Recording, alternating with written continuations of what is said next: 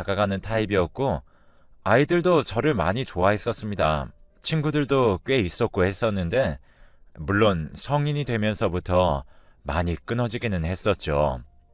그러다가 직장에 취직하게 되면서 저는 고향을 떠나 다른 곳으로 취직을 하게 되었어요. 하고 싶었던 일이라 고향과는 많이 멀었지만 결국에는 일을 택하게 되었습니다. 무사히 직장을 다니기 시작한 저는 회사 생활을 시작하게 되었죠. 어느 날 직장 선배가 소개팅을 시켜준다는 이야기를 하더라고요. 처음에는 거절했었지만 너무 잘 어울릴 것 같다고 부리는 성화에 저는 결국 그 사람과 한번 만나보게 되었습니다.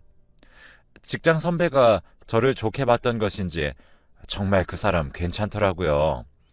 자기 일도 열심히 하고 있고 성실하고 무엇보다 빠지는 것도 없이 정말 상냥하고 순한 사람이었습니다. 처음에 만났을 때 그 수줍게 웃던 모습이 아직까지도 생생할 정도로 미소가 아름다운 사람이었어요. 저는 그 사람과 연애를 시작했고 20살 초반에 풋풋하다고 하는 연애를 했었습니다.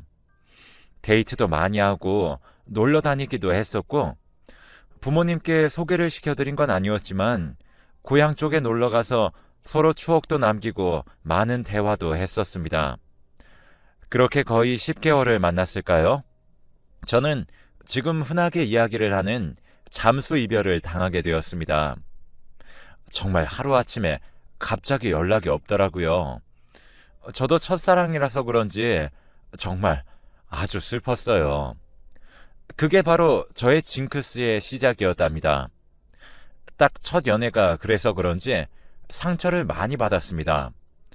하루하루 지내면서 이별의 아픔을 그대로 받아들였고 혹시나 잘못되지는 않았을까 하는 걱정도 있었지만 무언가 잘못되었다면 회사도 그만두고 하지 않았을 텐데 다행인지 모르겠지만 회사를 그만두었다는 연락도 들려오더라고요. 저의 첫사랑은 아픔만 가득 남긴 채로 그렇게 끝나버렸죠. 왜 헤어진지도 모르고 헤어지는 것은 정말 고문 같은 일이었습니다. 하루에도 몇 번씩 생각나고 힘들더라고요. 그런 마음을 가지고 회사에 출근하고 그러는 자체가 참 많이 아팠습니다. 그러던 어느 날 우리 회사 신입이 들어왔는데 저보다는 나이가 있었고 저의 바로 밑에 후배로 들어왔었죠. 너무 밝고 이쁜 모습이었는데 부침성도 좋아서 그런지 정말 마음에 가더라고요. 저보다 언니임에도 불구하고 그런 것 따지지 않고 정말 열심히 일을 하면서 저에게도 살갑게 굴었습니다. 그때 당시에 이별로 너무 힘들어 했었는데 그 언니 덕분에 많은 것을 잊고 편안하게 마치고 술도 마시고 좀 많이 어울려 다녔어요. 거의 1년은 남자도 안 만났고 언니 덕분에 그래도 극복을 많이 한 것 같았습니다. 급속도로 친해지게 되었고 집도 오고 가는 사이가 되었죠. 직장에서 많은 분들과 친해져 봤었지만 그래도 이렇게 친해진 건 처음이었어요. 거의 소울메이트를 만난 것처럼 서로 너무 잘 맞았고 취미부터 시작해서 술 취향까지도 잘 맞았었거든요.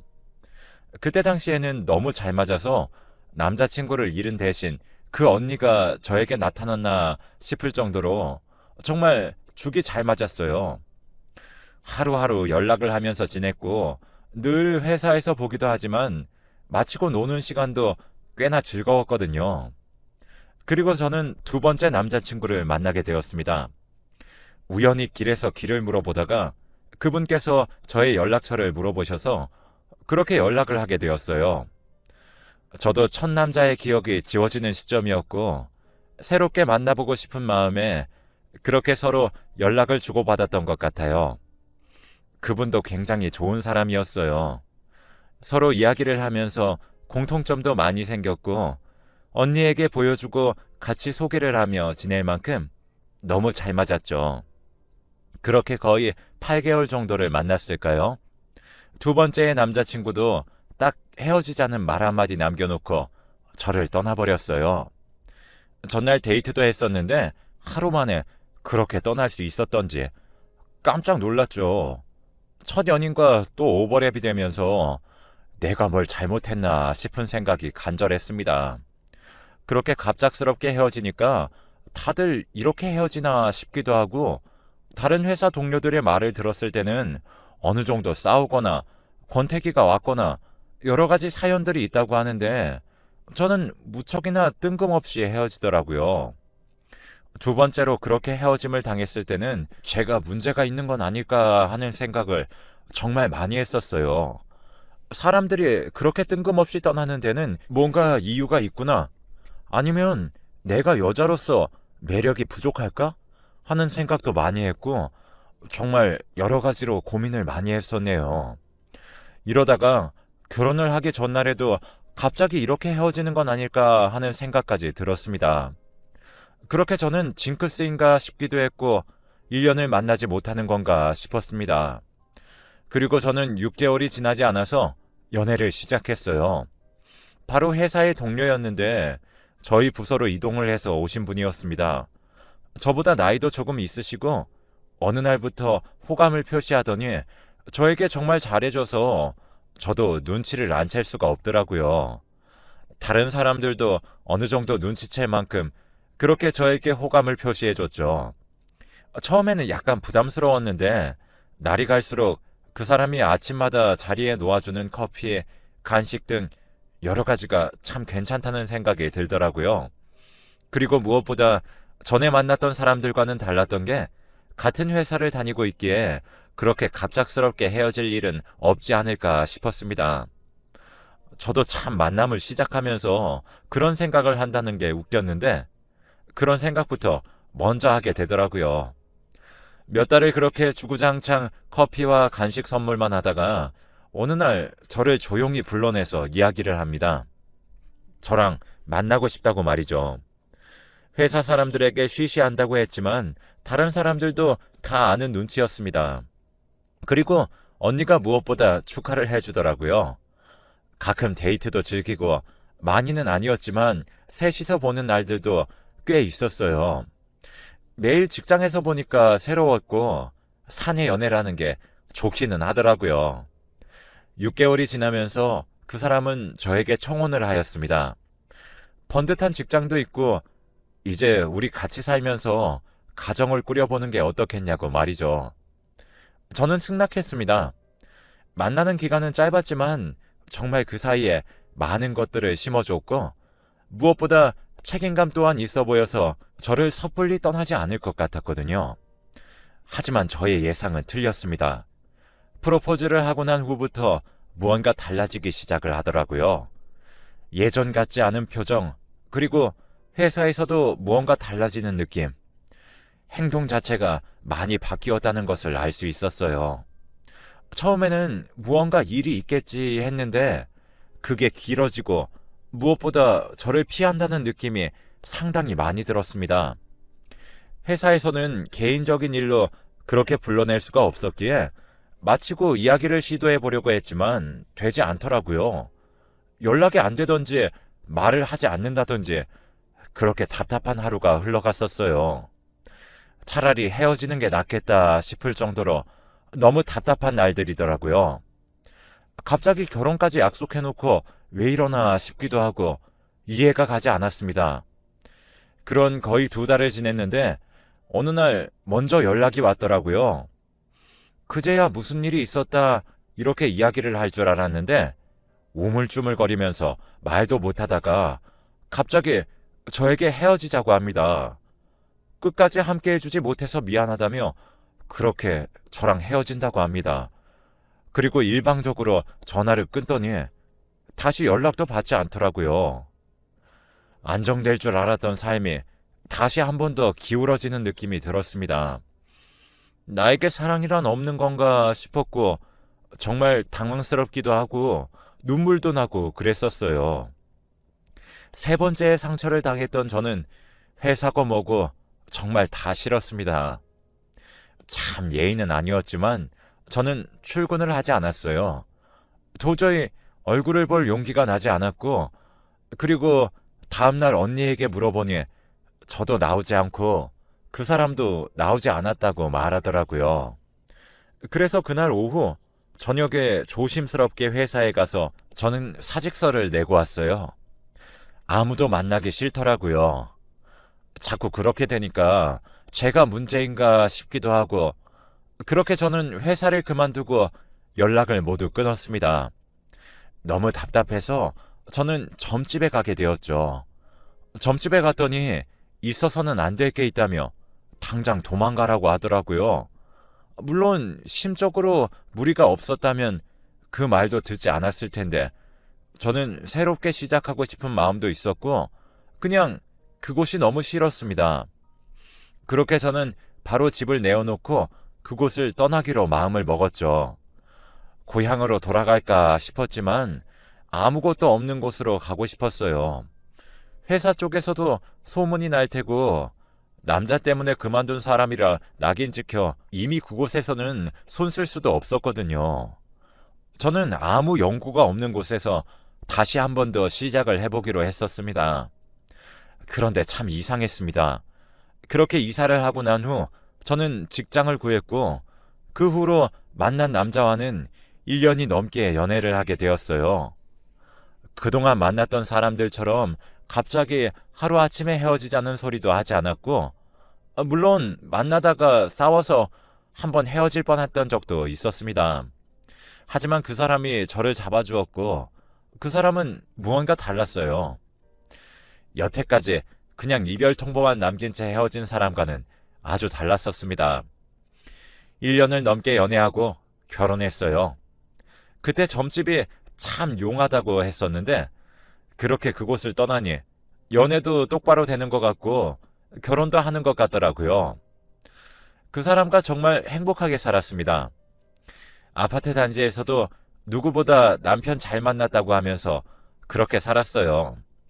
누구보다 행복했고 신호는 달콤하기만 했었습니다. 그러던 어느 날 장을 보고 가는데 익숙한 얼굴이 보였습니다. 바로 언니였어요.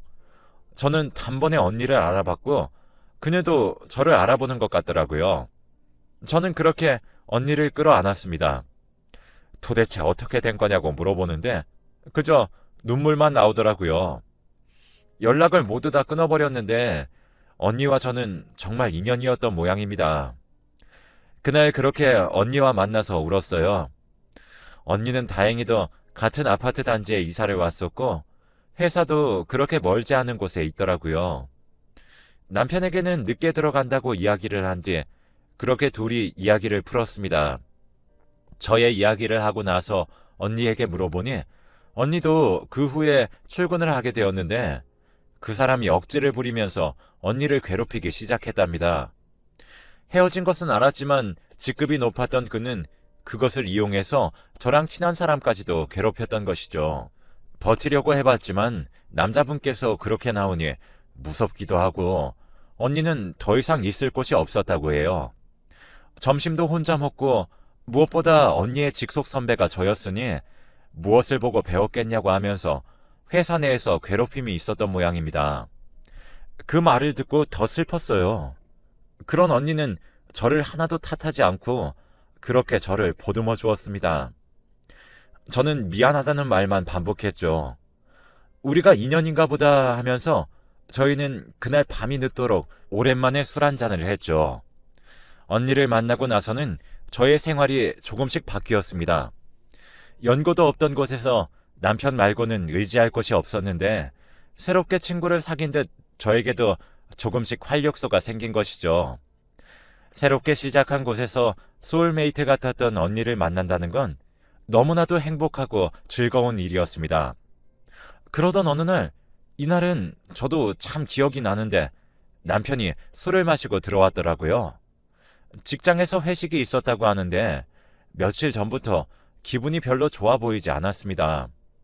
그래서 그런지 저에게 무슨 할 말이 있는 듯 그렇게 이야기를 시작하려고 하다가 말아버리더라고요. 왜 그런지도 물어봤었는데 대답도 안 하고 술에 취해서 잠이 들었습니다. 그때 표정이 무언가 너무 화도 나고 슬퍼 보였었는데 다음날 기억이 나지 않는다고 해서 그냥 넘기게 되었죠. 그날이 있고 한 달 정도가 지났었어요. 남편이 할 이야기가 있다고 하면서 저녁에 술 한잔 하자고 연락이 왔더라고요. 회사에서 조금 더 일찍 마쳤던 저는 집에 가는 길에 장을 보고 들어갔어요.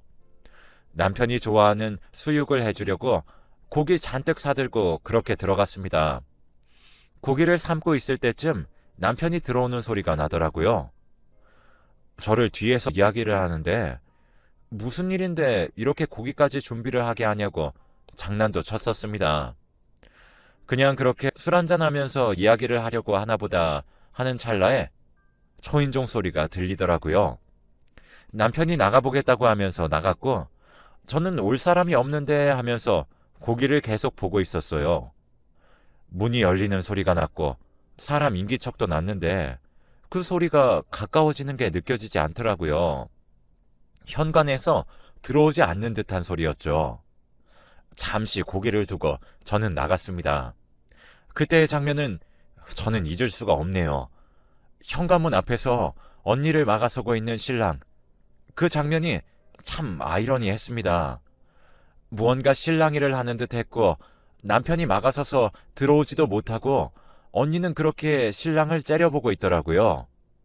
언니가 저를 발견하고 이야기를 하는데 너 남편이랑 살면 안 돼. 그때 언니의 눈을 잊지 못합니다.